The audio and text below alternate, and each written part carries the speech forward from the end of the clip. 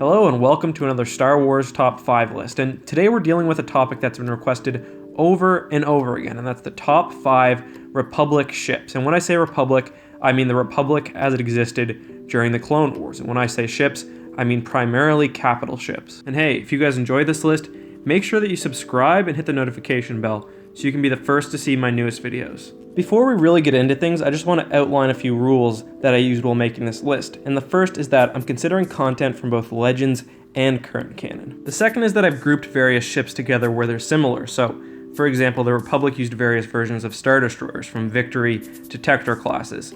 Both those ships will be counted as one. Starting off the list at number 5 is the Dreadnought Class Heavy Cruiser. The Dreadnought is an interesting ship for a couple of reasons.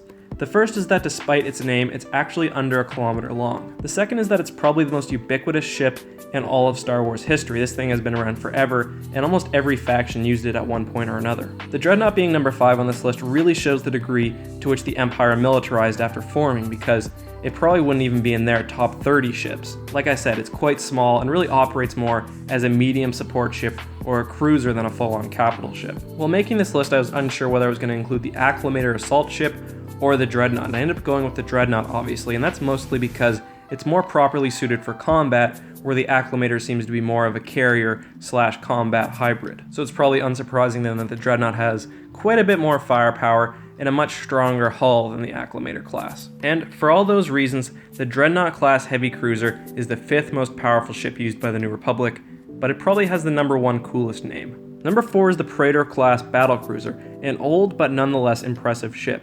The Praetor was designed during the Old Republic days and found usage again during the Clone Wars. It was a very large ship for the time at 4,000 meters, but it was probably a little bit behind in technology. Interestingly, the ship line was revived again during the Galactic Civil War period with the Empire's creation of the Praetor Mark II battlecruiser. Also interesting is that in both Legends and current canon, the rebels on Hoth used a Praetor engine to power Echo Base. To summarize, although the ship is probably a little bit technologically behind the times, and we don't really know a whole lot about its potential firepower, Praetor class battlecruiser was most likely a very formidable ship during the Clone Wars, and for that reason, I call it the 4th most powerful ship used by the Republic. Number 3 is the bread and butter of the Republic fleet, the Venator Class Star Destroyer. And the Venator was really quite impressive. I mean, it was an early version of a Star Destroyer, a ship that would basically dominate the galaxy for many years to come.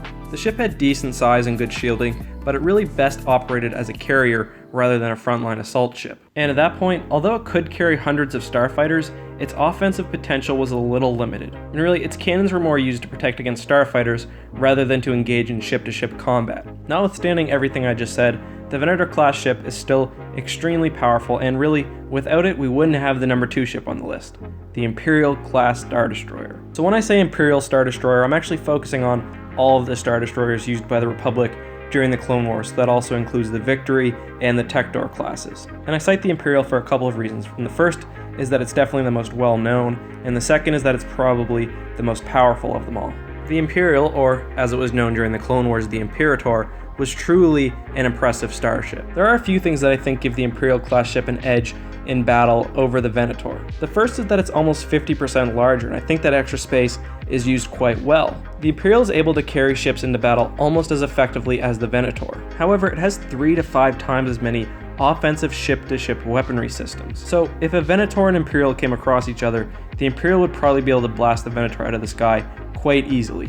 The Imperial was also much more advanced and benefited from a whole war's worth of technological upgrades. And the Imperial was such an effective ship that it actually saw use throughout galactic history after its introduction up until the end of Legends canon, almost 200 years after the Clone Wars. For all those reasons, the Imperial Star Destroyer is not only the 2nd most powerful ship used by the Republic, but probably the coolest. The most powerful ship available to the Republic during the Clone Wars was the Mandator Class Star Dreadnought. There's actually 2 ships in this line that the Republic used. There's the Mandator 1 and the Mandator 2. As I talk through this entry, I'm going to make references to the Mandator 2. The Mandator was the only real Star Dreadnought used by the Republic during the Clone Wars, and at 8 kilometers long, it was twice as long as the next largest starship. And I mean, there's not really a whole lot else that you can say. This ship was extremely large, it was well armored and well armed, and the Mandator 2 was actually new at the time of the Clone Wars. The line of ships would be continued by the Galactic Empire after the Galactic Civil War with the creation of the Mandator 3 class Dreadnought, which was basically a monster of a ship at 12 kilometers long. I'm also just going to mention, because I get comments on this all the time, yes, I use pictures of the Bellator Dreadnought for my Mandator ships. And it's not a mistake, I do so because I believe the Bellator and the Mandator were created separately only to kind of fix up some past mistakes and retcon some errors in canon. So I believe the two ships probably would have looked almost exactly the same, albeit there may have been some size difference. Regardless, the 8 kilometer long Mandator 1 and 2 were extremely powerful and important ships during the Clone Wars, and they were the most powerful warship available to the Republic. Anyways guys, thank you so much for watching. If you got this far in the video, let me know by answering the following question in the comments. Pretend you're a Jedi during the Clone Wars. You've just been given command over a Mandator 2 Class Star Dreadnought. What do you name it? As I said, let me know down in the comments. Thanks one more time for watching. I hope to talk to you guys again very soon. May the Force be with you.